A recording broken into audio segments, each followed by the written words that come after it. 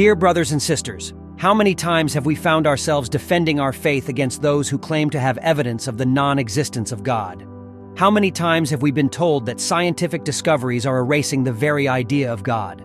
Dear brothers and sisters, the reality is quite the opposite. The more our knowledge of the world and the universe advances, the more it brings us closer to God. In the journey of spiritual exploration, faith in the existence of God is the beacon that illuminates our souls. Today, however, we face a topic that may seem complex, but is, in fact, enlightening and strengthens our certainty in God. Current knowledge, scientific studies, and philosophical speculations do not distance us from God, as many want us to believe, but they guide us towards the existence of a supreme creator. Before embarking on this wonderful and enlightening journey, I invite you to subscribe to the channel. If we observe the grandeur of creation, we recognize that every effect has a cause. Everything we see has had an origin, whether it's a blade of grass dancing in the wind or a star shining in the sky. Today, we know that something binds them together inextricably. If we trace back in time, we discover that everything around us, from Earth to the deepest reaches of the cosmos, had an origin. For anything we observe, there exists another thing that is the cause of its existence. For example, if we enter a room and see a ball rolling from one side to the other, we take for granted that someone or something caused the ball's movement. But why do we think this way? Because we know that a ball doesn't start rolling on its own. It requires the intervention of something to set it in motion. Therefore, it's obvious that the ball is incapable of starting to roll without an initial cause. This concept, which may appear trivial, is actually very significant. It took years of study to formulate it, and it has revolutionized and upended our understanding of everything. Now, if we take this principle that everything requires a cause to exist and apply it to the universe, we arrive at the proof of the existence of God, the cosmological proof of His existence. This is an incredibly powerful proof, considering that it has withstood the attacks of all those who have been working for years to prove that God does not exist. Let's examine it together.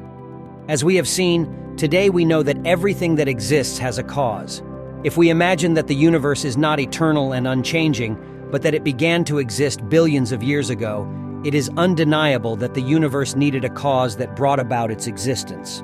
Furthermore, we know that the cause that gave rise to the universe must necessarily be eternal and not have a cause itself that determines it. If it were otherwise, we would simply go back infinitely in search of the cause that set everything in motion. So, to whom do we attribute the characteristics of eternity and the ability to create the universe? The inevitable answer is God.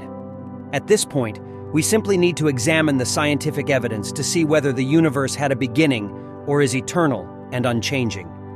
As confirmed by multiple observations made by scientists, the universe originated approximately 14 billion years ago through an event scientists call the singularity, which marked the beginning of the Big Bang. Current scientific analyses and discoveries lead us to define the characteristics of that unique event that gave rise to everything.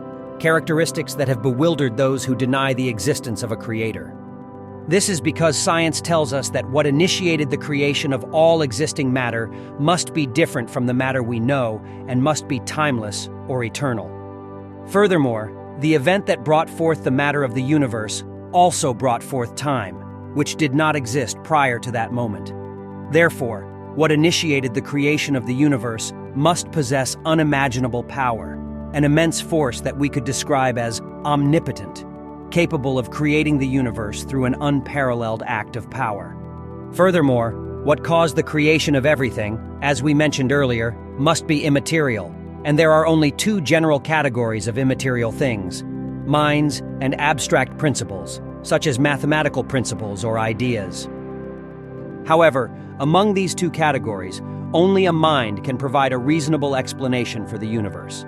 Mathematical principles, for instance, are simple descriptions and cannot create anything. A number does not create anything. Similarly, ideas cannot create anything either. What can the idea of freedom create?